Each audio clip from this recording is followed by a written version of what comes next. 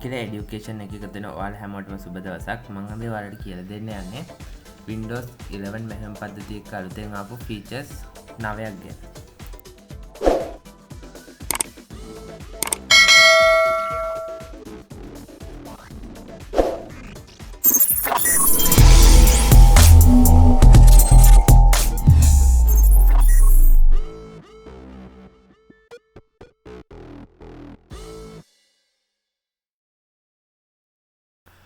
මම පළවෙනියට කියන්නේ the snap fly out කියන එක. ඒකෙදි ඔයාලට පුළුවන් මේ විදිහට Windows 4ක් විතර ඕපන් කරගෙන ඉඳිද්දි ඒක අපිට ඕන විදිහට කස්ටමයිස් කරගන්න. ඒකෙදි මේ maximum button එක ගාවට mouse point එක ගෙනිච්චහම මේ වගේ පෙන්න. මේ විදිහට ඔයාලට මේ option එක වැඩ ගන්න නැත්නම් setting ගිහිල්ලා ඒකේ තියෙනවා multitasking කියලා එකක්. ඒකට යන්න. ඒකේ තියෙනවා snap window කියලා. ඒකේ බටන් එක on කරන්න. එතකොට ඔයාලගේ option එක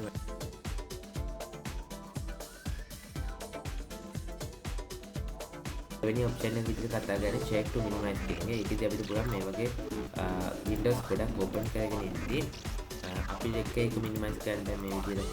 එහෙම නැතුව අපිට පුළුවන් එකවර අපිට ඕන window එක තියාගෙන ඉතුරු ටික minimize කරගන්න. ඒකට තියෙන්නේ මේ වගේ title bar උඩ mouse point එක ගෙනියලා එතන click කරලා දෙපැත්තට චුට්ටක් hold කරන්න. එතකොට mix වෙනවා. මේ option එක ඔයාලගේ වැඩ නැත්නම් setting වලට ගිහිලා ඒකේ තියෙනවා අර වගේ multitasking කියලා. ඒකට යන්න. එතන තියෙනවා title bar window shake කියලා. ඒ option එක active කරගන්න. එතකොට ඔයාලට ඒ වගේ ඒක use කරන්න පුළුවන්.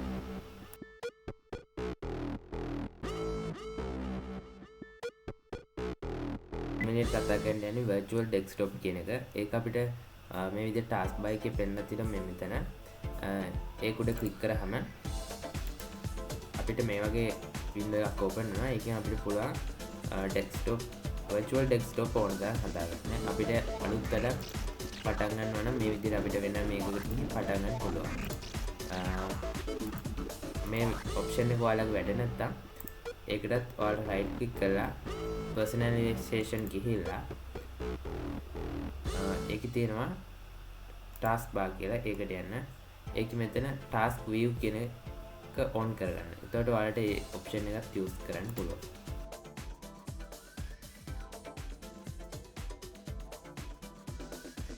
අපි ඊළඟට කතා කරන්නේ add command folder to start කියන එක. ඒකෙදී අපිට පුළුවන් මේ වගේ start button එක ගාවට අපිට අවශ්‍ය folders නිතරම භාවිත වෙන ඒවා ඒ වගේ දේවල් add කරගන්න. ඒකට ඔයාලට තියෙන setting වලට ගිහිල්ලා setting වල තියෙනවා මෙතන start කියලා. ඒකට යන්න. එතන folders කියලා තියෙනවා. ඒකටත් යන්න. ඒකට ගිහලා අපිට ඕන ටික මෙතනින් on කරගන්න පුළුවන්. ඒ on කරපු දේවල් ටික එතන අපිට මේ විදිහට බලා ගන්න පුළුවන්.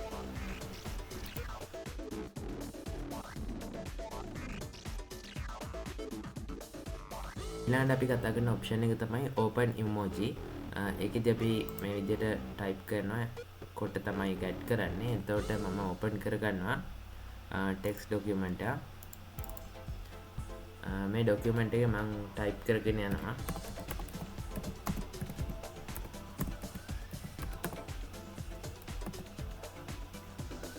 මෙහෙම type කරලා ඊපස්සේ මට මෙතන emoji එකක් දාන්න ඕන නම් මම කරන්නේ Windows button එකත් එක්ක full stop එක click කරනවා. එතකොට මේ වගේ emojis අපිට පේනවා. ඒ වගේම අපිට මේ විදිහට gift ගන්න පුළුවන්, symbols ගන්න පුළුවන්. ඒ විදිහට අපිට එකතු කරගන්න පුළුවන්.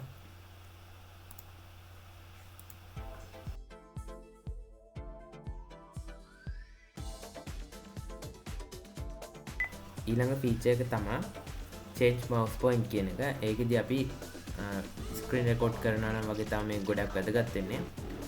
අපිට mouse එකේ පාට විශාලත්වය වගේ දේවල් වෙනස් කරගන්න පුළුවන්. ඒකට ඔයාලා කරන්න ඕන settings වලට ගිහිල්ලා මෙතන තියෙන accessibility කියන එකට යන්න. එතන තියෙනවා යටින් mouse point and touch කියලා.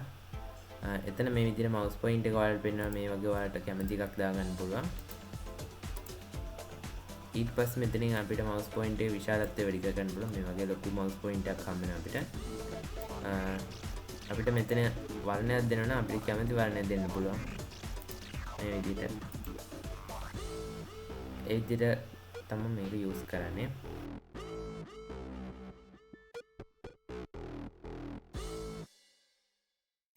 ස්ටෙප් රෙකෝඩර් කියන එක මේකෙන් අපිට අපි කරන දේවල් ස්ටෙප් බයි ස්ටෙප් ඩොකියුමන්ට් එකක් විදිහට සේව් කරලා තියාගන්න පුළුවන්. මේක අපි හිතමු ඔයාලට ප්‍රයෝජනවත් වෙන අවස්ථාවක් විදිහට ගත්තොත් ඔයාලගේ යාළුවෙක්ගේ කම්පියුටර් එකේ මොකක් හරි ප්‍රශ්නයක් ඇති වෙලා තියෙනවා. ඒක ඔයා හදාගන්න විදිහ දන්නවා. ඔයාලට ඒක යවන්න පුළුවන් ඩොකියුමන්ට් එකක් විදිහට එයාට ස්ටෙප් බයි ස්ටෙප් රෙකෝඩ් කරලා. ඒකට අපි කරන්නේ සර්ච් කරනවා ස්ටෙප් රෙකෝඩර් කියලා.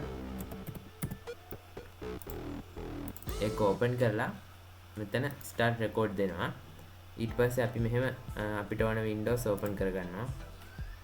කරන දේවල් ටික කරපුවම මේ විදිහට එතකොට යා ස්ක්‍රීන්ෂොට් ටිකක් ගන්නවා. දැන් මේක අපිට ස්ටොප් රෙකෝඩ් දාලා බලන්න පුළුවන් මොකද්ද අපි කරපු ස්ටෙප් ටික කියලා. මේ විදිහට අපිට ඒකේ ස්ක්‍රීන්ෂොට් වැදිලා තියෙනවා. මේ ගොඩක් වැදගත් වෙන ෆීචර් එකක්.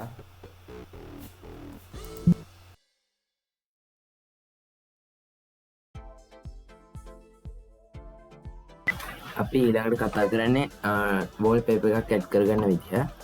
ඒකෙදි ඔයාලට පුළුවන් ඉස්සෙල්ලාම ඩෙස්ක්ටොප් එකේ රයිට් ක්ලික් කරලා පර්සනලයිසේෂන් ගිහිල්ලා ඒකේ අපිට තුන්වෙනියට තියෙනවා මෙතනින් තීම්ස් කියලා. ඒකට යන්න.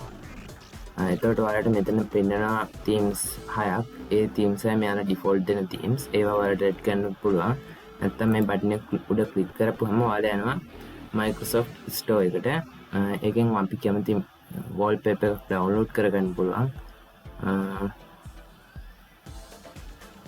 මම මේ වගේ wallpaper එකක් download කරගන්නවා. මෙතන ඔයාලා get කියන එක click කරාම මේක download වෙනවා. ඊට පස්සේ ඔයාලට පුළුවන් එක add කරගන්න අපේ desktop එකේ wallpaper එක විදිහට.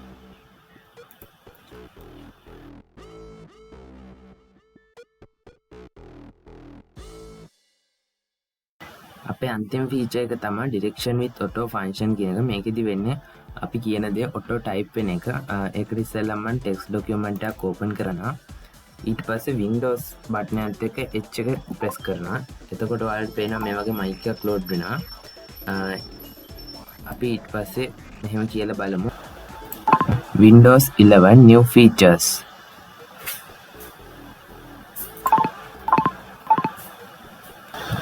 අපි අලුත් වීඩියෝ එකකින් හමු වෙමු අකිල এডুকেෂන් සමග.